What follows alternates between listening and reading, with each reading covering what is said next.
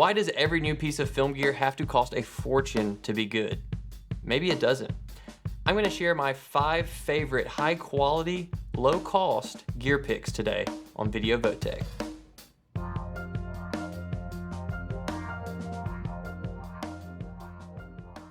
At Video Votech, we like to look at the less glamorous but really important behind the scenes parts of starting and running a video production business. So we are all about figuring out what tools get the job done well so we can run our business efficiently and profitably.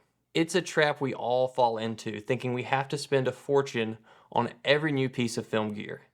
That makes it really tough to feel like you're getting ahead and making a profit. But for the past several years, I've worked daily with some of these items to prove that you don't need to empty your wallet to deliver solid videos to your clients. And I'm thrilled to share these budget-friendly options that truly deliver.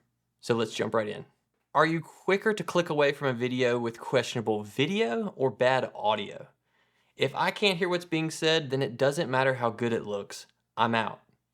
But the industry standard microphones are really expensive.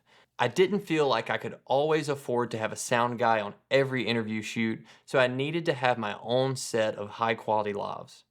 That's when I tried these, the Rode Wireless Go 2 lavalier microphones. Now this is actually the older version that I've been using for years, and they have been upgraded to the Rode Wireless Pro system, which adds 32-bit float recording and timecode for the same low cost of $399.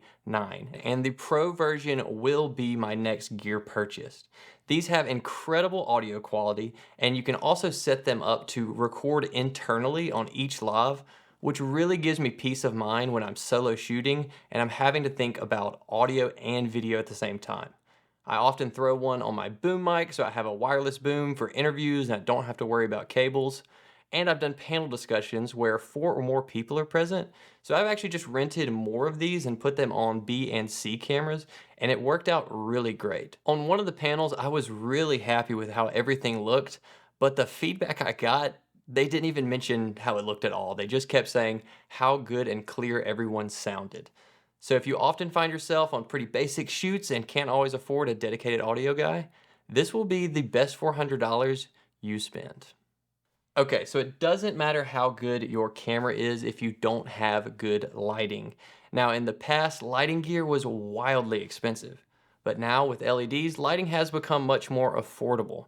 But all lights still aren't created equally, and you can end up buying something you'll regret later. These lights you won't regret. The Aperture Amaran 200DS, which is only $299, and the 200XS, which is bicolor and $349.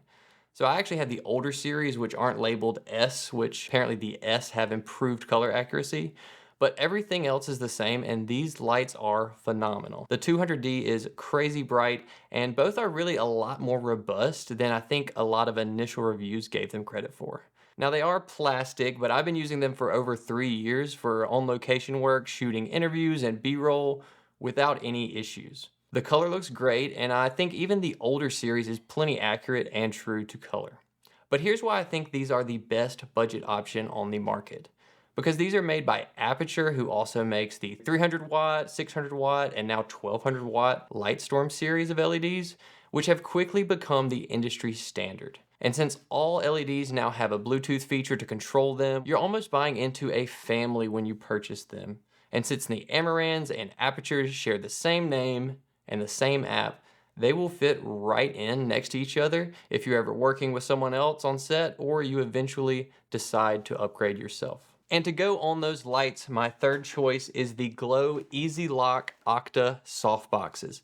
I've actually got 3 of them. The smallest is 36 inches at around $85, and the largest is 60 inches at only $105, which makes this large softbox an insane value. I like that these are umbrella style, so they're really quick and easy to set up, and they are actually very shallow, unlike a lot of the other video softboxes labeled as parabolic that are really deep. But I found that when using these with both layers of diffusion, the light still fills the whole front of the diffusion, so it's softening it as much as it can. And these are about half the price of the Aperture light domes. And while they may be just a little bit less durable, I think they're well worth it, and I've always joked that if these ever break, I'll just buy them again. Okay, is there anything less exciting to spend your money on than batteries? Whether it's for your car or your camera, batteries are just expensive. And we all know how it goes when using cheap batteries.